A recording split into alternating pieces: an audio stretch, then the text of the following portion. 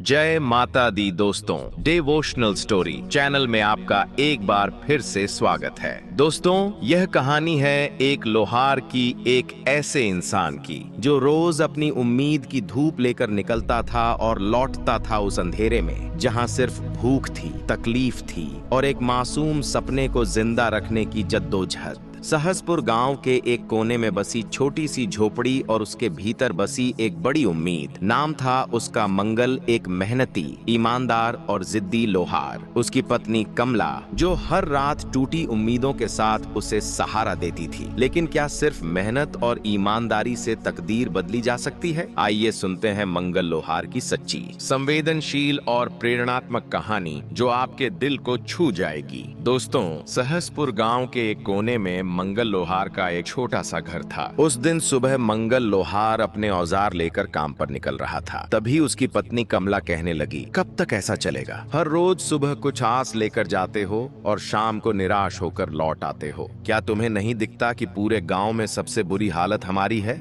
मंगल कहने लगा, क्या करूं कमला, तू ही बता। मेरी किस्मत ही फूटी हुई है तो मैं क्या कर सकता हूँ। जब भी हालात सुधरने लगते हैं कुछ न कुछ ऐसा हो जाता है कि फिर से घर में सब बिगड़ जाता है। अब तू ही देख, पहली बार जैसे तैसे कुछ जमा किया, तू बीमार पड़ गई, सब खर्चा हो गया। फिर बीनू के पैर में वो गहरी चोट लगी। पूरा इलाज करवाने में सब कुछ समाप्त हो गया। तभी 10 साल का बीनू दौड़ता हुआ आया। उसकी मासूम आंखों में भूख थी पर मन में कुछ कहने की हिम्मत भी थी। बीनू कहने लगा, पिताजी, मेरे मन में कई दिनों से अच्छा खाना खाने की इच्छा हो रही है। हमारे घर में दूसरों की तरह अच्छा खाना क्यों नहीं बनता? पिताजी, क्या हमारे नसीब में सिर्फ रूखा सूखा खाना ही लिखा है? बेटे की बात सुनकर मंगल की आंखें नम हो गईं। वह बोला, बेटा तू चिंता मत कर, हमारे दिन भी जरूर बदलेंगे। एक वक्त आएगा जब हम लोग दूसरों से भी अच्छा खाना खाएंगे। फिर तेरा जो दिल करेगा हम वही खाएंगे। लेकिन तभी बीनू बोला, पिताजी एक बात बोलूं? जब पड़ोस की ताई अम्मा के घर पकवानों की खुशबू आती है ना, तो मैं खिंचा चला जाता हूँ। एक दिन की बात है कि मैं वहाँ चला भी गया था, लेकिन उन्होंने मुझे देखते ही खाना छुपा लिया और कहा, यहाँ मत आया कर, भाग जा यहाँ से। तो मैं वापस आ गया। बीनू की बात सुनकर कमला की आंखों से आंसू बहने लगे। उसका दिल जैसे किसी ने मसल कर रख दिया हो। मंगल कुछ नहीं बोला, चुपचाप अपने औजार उठाए और लोहार की दुकान की ओर चल पड़ा। मंगल की दुकान गांव के चौराहे पर थी। उस दिन जैसे ही उसने भट्ठी सुलगाई और हथौड़ा उठाया, उसे लगा कि उसके बाजुओं में अब पहले जैसी ताकत नहीं रही है। उसके हाथों की चोटें भी जैसे थक चुकी थीं। वह बुदबुदाया, हे भगवान, और कितनी परीक्षाएं लोगे? आज एक भी ग्राहक नहीं आया और ऊपर से घर की हालत, बीनू की मासूम बातें सब कुछ तोड़ कर रख देती हैं। तभी गांव का सरपंच दुकान पर आ पहुंचा। उसके चेहरे पर एक औपचारिक मुस्कान थी। वह बोला, हाँ मंगल, क्या हुआ? आज तुम्हारे हाथों में पहले जैसा जोर नहीं दिखाई दे रहा है, क्या बात है? मन कुछ बोझिल लग रहा है, क्यों? मंगल ने कहा, हाँ सरपंच जी, अब आप तो सब जानते हैं, फिर भी पूछते हैं। मेरा परिवार बहुत बड़ी आर्थिक तंगी में है। मेहनत तो बहुत करता हूँ लेकिन हाथों में किस्मत नहीं है। सरपंच चुप रहा, लेकिन तभी बगल से वहाँ आ गया गांव का वो आदमी जिसे दूसरों के दुख में मजा आता था। वह बोला, सरपंच जी, मैं तो कहता हूँ कि इस मंगल को गांव से निकाल देना चाहिए। इसकी मनहूस छाया धीरे धीरे पूरे गांव में फैल रही है। कहते हैं कि कुछ लोग ऐसे होते हैं जिन पर काल की छाया होती है और जो पूरे गांव को बर्बाद करके रख देते हैं। सरपंच पहले चौंका, फिर हंसने लगा। वह आदमी भी हंसने लगा, अरे तू भी ना, चल छोड़ इसे, चल यहाँ से। दोनों मंगल की हालत पर हंसे और चले गए। मंगल वहीं बैठा रहा, आंखें आसमान की ओर उठाए सोचने लगा, हे भगवान, क्या मैंने अपनी तकदीर खुद लिखी थी? क्या मैंने किसी का बुरा किया है? कभी चोरी की थी, कभी बेईमानी की थी? मैंने कुछ भी बुरा नहीं किया। फिर मेरे ऊपर यह सब दुख क्यों आया है? क्यों मेरे सपनों के दिए बुझ चुके हैं? मेरी उम्मीदों के चिराग बुझ चुके हैं। मैं धुंध में खो गया हूँ। कहीं से मुझे रास्ता नजर नहीं आता है। यह तन्हाई कब खत्म होगी? उसकी हथेली से हथौड़ा नीचे गिर गया। उसे पता भी नहीं चला। उसका हौसला उस दिन भट्ठी से पहले ही बुझ गया था। मैं आज भी खाली हाथ जाऊंगा। कमला उम्मीद लगाए बैठी होगी। मेरा तो घर जाने का मन भी नहीं कर रहा है। मैं क्या करूं? मेरा बेटा भूखा होगा। शाम को मंगल थका हारा अपने घर पहुंचा। उसका उदास चेहरा देखते ही जैसे ही घर में कदम रखा, कमला ने उसे देख लिया। अरे क्या हुआ जी, आज तुम्हारा चेहरा इतना उदास क्यों है? अरे कुछ तो कहो। मंगल की आंखें भर आईं। उसने धीरे से कमला की ओर देखा उठा और बोला, अब तो सारे गांव वाले भी मेरी बुरी किस्मत का मजाक उड़ाने लगे हैं कमला। और क्या कहूँ, आज तो दुकान पर एक भी ग्राहक नहीं आया और ऊपर से सरपंच और वो दोनों मेरी किस्मत पर हंसते हुए चले गए। मैं तुम्हारे लिए खाने के लिए कुछ भी नहीं ला सका। कमला चुप हो गई, उसकी आंखें भर आईं, फिर बोली, सुबह जब तुम दुकान जा रहे थे तब मैं भी तुम्हें कुछ बोल रही थी, इसमें गलती मेरी भी है। मैं भी कभी तुम्हारे दुख को पूरी तरह से समझ नहीं पाई। फिक्र मत करो, भगवान सब कुछ ठीक करेगा। मंगल कुछ नहीं बोला, वह चुपचाप चारपाई पर जाकर लेट गया। उसके हाथ कांप रहे थे लेकिन आवाज नहीं निकल रही थी। अगले दिन सुबह होते ही कमला ने मंगल से कहा, मंगल, खाने के लिए कोई चीज उधार ही ले आओ। हमारे गांव की दुकान पर हो सकता है तुम्हें कुछ सामान उधार मिल जाए। मंगल ने कहा, नहीं कमला, मैं कल भी गया था उसके पास। वह पहले अपना पिछला हिसाब मांग रहा था, अब मुझे उसकी दुकान पर जाते हुए शर्म आती है। मुझे नहीं लगता कि मेरे हालात कभी भी ठीक हो सकेंगे। ऐसा ही चलता रहा तो हमें यह गांव छोड़कर कहीं दूसरी जगह जाना पड़ेगा। गांव में तो 2-3 लोगों से पहले ही मैं उधार ले चुका हूं। अब मेरे अंदर इतनी हिम्मत नहीं है कि मैं किसी और से उधार मांग सकूं। सबको पता है कि मैं उधार लेकर वापस नहीं करता।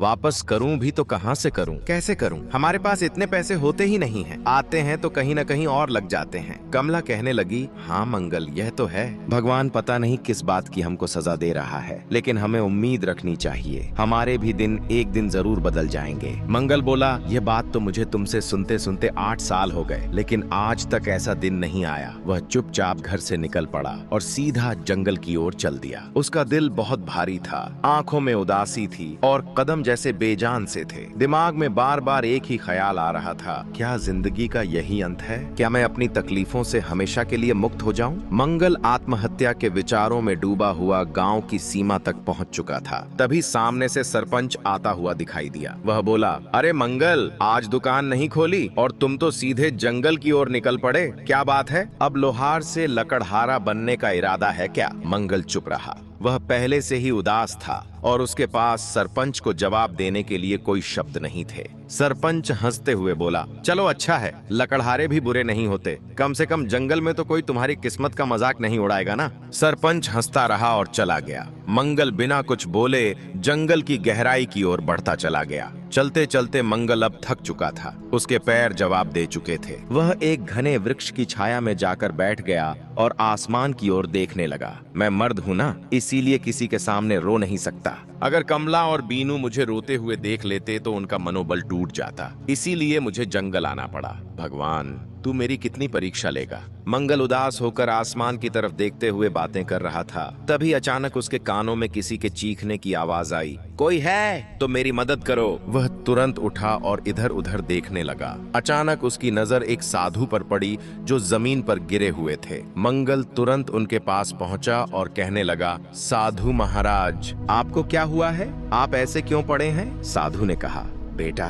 मैं आश्रम की ओर जा रहा था कि रास्ते में मेरे पैर में जोर की मोच आ गई। मैं गिर पड़ा और तभी से इस सुनसान जंगल में पड़ा हूँ। यह जंगल इतना वीरान है कि यहाँ कोई आता जाता नहीं है। कई दिन हो गए, कोई इंसान दिखाई नहीं दिया। मुझे बहुत प्यास भी लगी है, मेरा गला सूख रहा है। अगर जल्दी से मुझे पानी नहीं मिला तो शायद मैं बच नहीं सकूंगा। मंगल घबरा गया और तुरंत इधर उधर देखने लगा, शायद कहीं से पानी की कोई मदद मिल जाए, परंतु यहाँ तो दूर दूर तक कोई तालाब दिखाई नहीं दे रहा था। मंगल ने कहा, महाराज बताइए, अगर आपको पता है कि पानी कहाँ मिल सकता है तो मैं अभी लेकर आता हूँ। मंगल की बात सुनकर साधु ने कहा, यहाँ से लगभग 2 किलोमीटर दूर एक तालाब है, तुम मेरे लिए वहाँ से पानी ले आओ बेटा। इतना कहकर साधु ने अपना कमंडल उठाया और मंगल के हवाले कर दिया। थका हुआ मंगल बिना देर किए उस दिशा में चल पड़ा, अंधेरे, जहाँ उसे अपनी आखिरी उम्मीद नजर आ रही थी। जंगल की खामोशी के बीच अपनी थकी हुई टांगों के बावजूद वह तालाब तक पहुंच गया। जैसे ही उसने कमंडल पानी में डाला, अचानक तालाब से धुआं उठने लगा। धुआं धीरे धीरे एक भयानक पुरुष की आकृति में बदल गया। यह दृश्य देखकर मंगल के दिल में डर और हैरानी की लहर दौड़ गई। उस पुरुष ने गरज कर कहा, तेरी हिम्मत कैसे हुई उस तालाब का पानी लेने की? क्या तुझे नहीं पता कि इस तालाब से कोई जल नहीं ले सकता है? मंगल बोला, देखो, मुझे सच में नहीं पता था कि यह तालाब तुम्हारा है। मुझे माफ कर दो, मैंने ऐसा कोई अपमान नहीं किया है। तभी वह पुरुष बोला, मैं एक यक्ष हूँ। अगर तुझे यह जल चाहिए तो मेरी पहेली का उत्तर देना होगा। अगर उत्तर गलत दिया तो इसी तालाब में डुबोकर तुझे मार दूंगा। लेकिन हाँ, एक और रास्ता है जिससे तू बच सकता है। बिना देरी किए यहाँ से चला जा। न पहेली और न मौत। मंगल गहरी सोच में डूब गया। एक ओर साधु की प्यास और दूसरी ओर मृत्यु का डर। उसने ठान लिया, मैं यहाँ से जल लिए बिना बिल्कुल नहीं लौटूंगा। मैंने किसी से जल लाने का वचन दिया है और मैं अपना वचन नहीं तोड़ सकता। यक्ष बोला, तो मेरी यह पहेली सुन। एक घर ऐसा है जो हर दिशा में खुला हो, जिसके अंदर उजाला हो, पर न कोई खिड़की हो, न कोई दरवाजा हो, न कोई दीवार हो और न ही कोई जमीन, फिर भी सब कुछ उसमें समाया हो। बता कौन है वो? मंगल ने उस यक्ष की बातों को सुनकर कुछ क्षणों के लिए अपनी आंखें बंद कर लीं। उसकी सांसें तेज और बेकाबू थीं, मानो दिल के भीतर एक तूफान चल रहा हो। लेकिन उसके चेहरे पर एक अनोखा सा सुकून था, एक गहराई से भरा शांत भाव, जैसे वह अपने भीतर की रोशनी और सच्चाई को खोजने की कोशिश कर रहा हो। अंदर से बेचैनी के बावजूद उसके माथे पर एक दृढ़ संकल्प की रेखा साफ नजर आ रही थी, जो यह बता रही थी कि वह हार मानने वाला नहीं है। मंगल ने कहा, वह है मनुष्य का मन जो हर दिशा में खुला होता है, जिसमें उजाला भी होता है और अंधकार भी। न कोई दीवार होती है, न कोई दरवाजा, फिर भी उसमें पूरा संसार समा जाता है। यक्ष मंगल की बात सुनकर कुछ पल चुप रहा, जैसे उसके उत्तर पर हैरान हो गया हो। फिर अचानक से वह जोर से हंसने लगा, एक ऐसी हंसी जिसमें हैरानी, गुस्सा और थोड़ी सी खुशी भी छिपी हुई थी। वह बोला, तू पहला आदमी है जिसने मेरी पहेली का सही उत्तर दिया है। जितना जल चाहिए ले जा। आज तुझसे मिलकर मुझे बड़ी खुशी हुई। मंगल ने अपना कमंडल ठंडे और साफ जल से भर लिया। उसकी आंखों में एक चमक थी, सफलता और संतोष की। फिर वह तेजी से लौट पड़ा। कदमों में जल्दी थी लेकिन दिल में शांति। वह सीधे उसी स्थान पर पहुंचा जहां साधु महाराज निर्जीव से पड़े थे, जैसे उनके जीवन की आखिरी उम्मीद सिर्फ मंगल की वापसी से जुड़ी हो। मंगल बोला, लीजिए महाराज, मैं जल ले आया हूँ। साधु ने जल पीते ही मंगल को गहराई से देखा। उनकी आंखों में हैरानी और आश्चर्य साफ झलक रहा था। साधु ने कहा, बेटा, क्या सच में तुमने इसी तालाब से जल लिया है? मंगल ने कहा, हाँ महाराज, आपने कहा था और मैंने निभाया। साधु ने कहा, मुझे लगा था कि तुम जल नहीं ला पाओगे, क्योंकि मैं जानता था कि उस तालाब में एक यक्ष का वास है। जैसे ही कोई मनुष्य जंगल में जाता है, मैं हमेशा उसकी ऐसी ही परीक्षा लेता हूँ। अक्सर मैंने देखा है कि मनुष्य यक्ष के डर से भाग जाता है, लेकिन तुम पहले आदमी हो जिसने उस यक्ष की पहेली को हल किया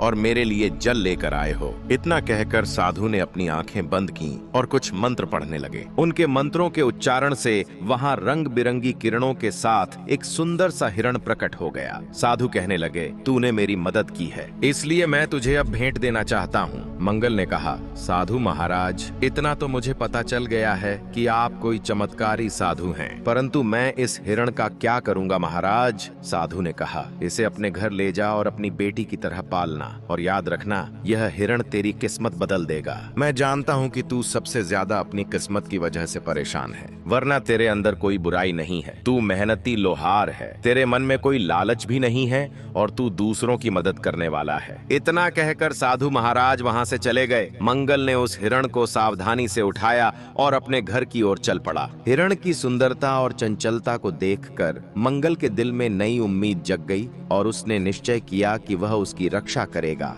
और अपनी किस्मत बदलने की कोशिश करेगा। हिरण को साथ लेकर जब मंगल अपने घर पहुंचा तो उसे देखते ही कमला कहने लगी, अरे यह हिरण आपको कहां से मिला? मंगल ने सारी कहानी कमला को सुना दी। कमला बोली, हमारे घर तो वैसे ही खाने के लाले पड़े हैं। साधु महाराज को अगर कुछ देना ही होता तो धन देते, इस हिरण का मैं क्या करूंगी? हाँ, अब साधु महाराज ने कुछ सोच समझकर ही इसे दिया होगा। उन्हें भी तो हमारी हालत के बारे में अच्छी तरह पता था। तभी वहाँ बीनू आ गया। पिताजी, ये हिरण वाकई बहुत अच्छा है। मेरे साथ तो गांव का कोई बच्चा खेलता नहीं है क्योंकि हम गरीब हैं, लेकिन अब मैं इस हिरण के साथ खेला करूंगा। इतना कहकर बीनू हिरण को लेकर घर से बाहर चला गया और खेलने लगा। हिरण इतना सुंदर था कि जिस किसी की भी नजर उस पर पड़ती उसका मन मोह जाता। अगले दिन जब मंगल अपनी दुकान जाने की तैयारी कर रहा था, तभी गाँव का सरपंच उसके घर पर पहुंचा। सरपंच को देखकर मंगल कहने लगा, आप तो सरपंच हैं, मेरे घर पर क्या करने आए हैं? इससे पहले तो आप कभी नहीं आए थे।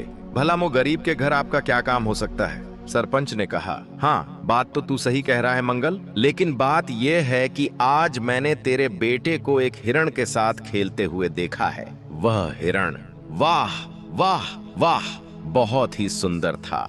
और तू जानता है कि मुझे जानवरों को पिंजरे में रखने का बड़ा शौक है, तो मैं वह हिरण तुमसे खरीदना चाहता हूँ। कमला यह सुनकर चौकस हो गई। वह कुछ कहने ही वाली थी, तभी मंगल ने कहा, माफ कीजिए, मैं वह हिरण आपको नहीं बेच सकता। सरपंच ने कहा, अरे भाई, मैं इसकी अच्छी कीमत दूंगा। मंगल ने उत्तर दिया, आप चाहे मुझे कितनी भी कीमत दे दें, लेकिन माफ कीजिए, मैं इस हिरण को नहीं बेचूंगा। सरपंच क्रोधित होकर वहां से चला गया। कमला ने कहा, आपने यह क्या किया? सरपंच हमें इसकी अच्छी कीमत दे सकता था, हमारी हालत कुछ बेहतर हो सकती थी। मंगल ने कहा, मैं यह हिरण नहीं बेच सकता कमला, क्योंकि यह हिरण मुझे साधु महाराज ने भेंट किया है, और भेंट की हुई वस्तुओं को कभी बेचा नहीं जाता। कुछ दिन ऐसे ही बीतते गए। मंगल और उसका परिवार हिरण से इतना जुड़ गया कि उसे छोड़ने का मन भी नहीं आता था। फिर कुछ दिनों के बाद एक व्यापारी वहां पहुंचा। उसने कहा, अरे भाई, मुझे तुम्हारा यह हिरण बहुत पसंद आया है, मैं तुम्हें इसकी मुंह मांगी कीमत दूंगा, यह हिरण मुझे बेच दो।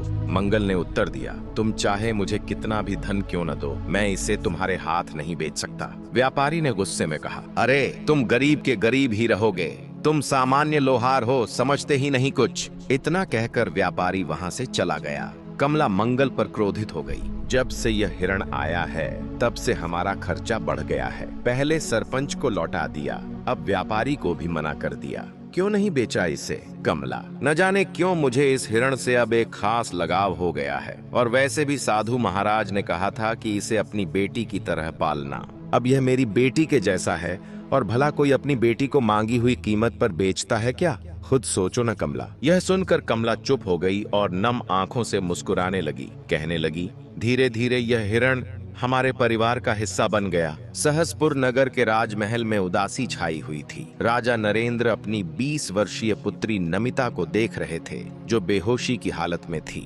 उनके बगल में राजगुरु बैठे थे। राजा ने पूछा, राजगुरु, क्या मेरी पुत्री ठीक हो जाएगी? मैंने राज्य के बड़े बड़े वैद्यों को दिखाया ही, लेकिन कोई फायदा नहीं हुआ। राजगुरु ने कहा, महाराज, आपकी पुत्री को एक विचित्र बीमारी है, इसका इलाज संभव है, लेकिन वह अत्यंत दुर्लभ है। राजा नरेंद्र ने कहा, तो फिर जल्दी से बताइए गुरुजी, कौन सा इलाज है? गुरु ने कहा, ध्यान से सुनिए, एक मायावी हिरण के आंसू और एक गरीब मनुष्य का आंसू, जब यह दोनों एक साथ मिलेंगे तो वे एक दिव्य पुष्प में बदल जाएंगे। उस पुष्प को राजकुमारी के शरीर से स्पर्श करते ही राजकुमारी स्वस्थ हो जाएगी। राजा नरेंद्र ने पूछा, तो फिर बताइए वह मायावी हिरण कहाँ मिलेगा? मैं उसे किसी भी कीमत पर ढूंढ कर लाऊंगा। और गरीब की बात तो कीजिए ही मत, हमारे राज्य में बहुत से गरीब हैं, गरीबों की कोई कमी नहीं है। राजगुरु ने कहा, महाराज, आपने पूरी बात नहीं सुनी। अगर किसी गरीब को जबरदस्ती रुलाया गया तो वह आंसू व्यर्थ चला जाएगा। दोनों को अपने आप दिल से रोना होगा, तभी वह पुष्प प्रकट होगा। राजा नरेंद्र ने पूछा,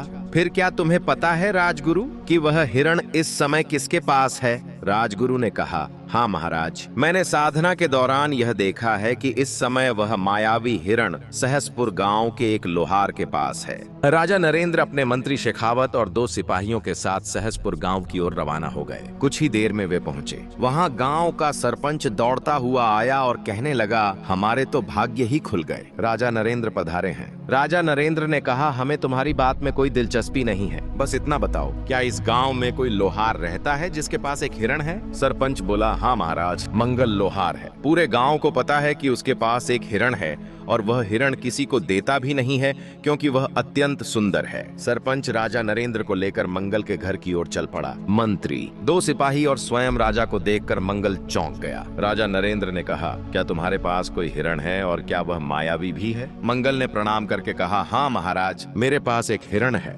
लेकिन मुझे नहीं पता कि वह मायावी है या साधारण। मेरे लिए तो वह बेटे के समान है। मंगल की बात सुनकर सुनकर राजा ने पूछा, वह हिरण तुम्हें कहाँ से मिला? मंगल ने उत्तर दिया, एक साधु महाराज ने मुझे वह हिरण भेंट किया था। राजा नरेंद्र ने कहा, समझ गया, उस साधु ने तुम्हें एक मायावी हिरण दिया है। चलो, मैं उसे खरीदना चाहता हूँ। मंगल ने कहा, क्षमा कीजिए महाराज, मैं इसे बेचना नहीं चाहता और बेच भी नहीं सकता। सरपंच बीच में बोला, महाराज, यह इतना ही मूर्ख है कि मैंने भी इसे खरीदने की कोशिश की, मगर इसने नहीं बेचा। हमारे गांव का सबसे बड़ा व्यापारी महंगी कीमत देने के लिए तैयार था, लेकिन फिर भी वह नहीं बिका और अब उसने आपको भी मना कर दिया। इसकी हिम्मत तो देखिए। राजा नरेंद्र ने कहा, देखो लोहार, मुझे इस हिरण की बहुत जरूरत है, मैं तुम्हें उसकी महंगी कीमत दूंगा, समझ रहे हो ना? मंगल ने कहा, महाराज, मैं नहीं दूंगा, क्षमा कीजिए। राजा नरेंद्र ने कहा, मैं तुम्हें आधा राज्य दे दूंगा, बस मुझे वह हिरण दे दो। मंगल ने कहा, नहीं महाराज, अगर आप मुझे पूरा राज्य भी दे देंगे तब भी मैं उसे आपको नहीं दूंगा, क्षमा करें। राजा नरेंद्र ने हुक्म दिया, सिपाहियों, इस लोहार को बंदी बना लो और उस हिरण को पकड़कर महल में ले चलो। सिपाहियों ने मंगल और हिरण दोनों को पकड़कर महाराज के सामने पेश कर दिया। राजा नरेंद्र ने कहा, कैसा लग रहा है अब मूर्ख? मैं तुम्हें आधा राज्य देने को तैयार था और तुमने इनकार कर दिया। अब मैं तुम्हें उस हिरण को बिल्कुल नहीं दूंगा, आखिरी बार देख लो इसे। मूर्ख, मंगल बोला, महाराज, मैं जानता हूँ कि आप जो निर्णय लेते हैं उस पर अटल रहते हैं, बस आपसे मेरी एक छोटी सी विनती है। मैं अपने इस हिरण को एक बार गले लगाना चाहता हूँ, मैंने इसे अपने बेटे की तरह प्यार किया है। राजा ने कहा, जा, इतनी मोहब्बत है तो गले लगा ले इसे। मंगल दौड़कर उस हिरण को गले लगा लिया। दोनों की आंखों से आंसू बहने लगे और जैसे ही आंसू धरती पर गिरे, वहां एक नीला सा फूल खिल गया। मंगल ने कहा, यही वह पुष्प है जो आपकी पुत्री को ठीक कर सकता है। राजा नरेंद्र दौड़कर फूल उठाए और उसे लेकर अपनी पुत्री के कमरे में गए। फूल जैसे ही पुत्री के शरीर को स्पर्श कराया, वह होश में आ गई। राजा नरेंद्र खुशी से दरबार में वापस आए और बोले, मंगल, मुझे माफ कर दो, मैंने अपनी बेटी के प्यार में अंधा होकर तुम्हारे साथ अन्याय किया। तुम्हारे आंसू सच्चे थे, अब मैं समझ गया कि तुम कितना सत्य बोल रहे थे। तभी वहां साधु महाराज प्रकट हो गए। उन्होंने कहा, महाराज, यह गरीब लोहार किस्मत का मारा है। उस हिरण को मैंने ही इसे भेंट किया था और मैंने कहा था कि यह उसकी किस्मत बदल देगा। मैं जानता था कि आपकी पुत्री का इलाज उसी मायावी हिरण से होगा, लेकिन वह तभी संभव था जब हिरण पालने वाले की आंखों से सच्चे आंसू निकलें, और सच्चे आंसू केवल सच्चे इंसान के ही निकलते हैं। साधु ने मंगल को देखकर कहा, मंगल, तुम्हारा काम पूरा हुआ और जैसा कि मैंने कहा था, यह हिरण तुम्हारी किस्मत बदल देगा। अब समय आ गया है। राजा नरेंद्र ने कहा, मंगल, हम तुम्हें बहुत सा सोना देते हैं, तुम्हारी वजह से हमारी बेटी ठीक हो गई है, हम तुम्हारा यह एहसान कभी नहीं भूलेंगे। मंगल ने कहा, महाराज, आपकी बड़ी मेहरबानी है, लेकिन कृपा करके मुझे मत दें, यह सेवा मैंने हृदय से की है। महाराज कहने लगे, नहीं मंगल, यह तुम्हें स्वीकार करना ही होगा। यह भेंट है और भेंट को कभी ठुकराया नहीं जाता। आज से तुम मेरे राजमहल में सलाहकार बनकर रहोगे और मेरे खजाने की रक्षा करने का काम तुम्हारे कंधों पर होगा। तुम एक सच्चे इंसान हो और हाँ, जिस गांव में तुम रहते हो, आज से तुम उस गांव के जमींदार हो। वह पूरा का पूरा गांव अब तुम्हारा होगा। मंगल पूरी दौलत लेकर अपने घर की राह पर निकल पड़ा। यह उसकी मेहनत, ईमानदारी और सच्चाई का अनमोल इनाम था। इस तरह एक सामान्य लोहार अपनी मेहनत और प्यार की वजह से अपनी किस्मत बदलने में कामयाब हो गया। उसका जीवन अब पहले से कहीं ज्यादा खुशहाल और सफल था और वह अपने गांव के लिए एक मिसाल बन चुका था। दोस्तों, तो यह थी कहानी मंगल लोहार की, एक ऐसे इंसान की जिसने हार नहीं मानी, न उम्मीद छोड़ी। उसने वक्त से लड़ाई लड़ी, औजारों से नहीं बल्कि अपने हौसलों से, और आज उसकी मेहनत की तपिश सहसपुर के कोने कोने में रोशनी बनकर बिखर रही है। शायद हम सभी की जिंदगी में कोई मंगल होता है जो बाहर से कमजोर दिखता है लेकिन भीतर से फौलाद होता है। दोस्तों, अगर आपको यह कहानी प्रेरणादायक लगी हो तो इसे लाइक और शेयर जरूर करना, क्योंकि किसी और की उम्मीद भी बस एक कहानी दूर हो सकती है। जहां हम लाते हैं आपके लिए ऐसी ही कहानियां जो दिल को छू जाएं और सोच को बदल दें। मिलते हैं अगली कहानी में, तब तक के लिए नमस्कार। जय माता दी।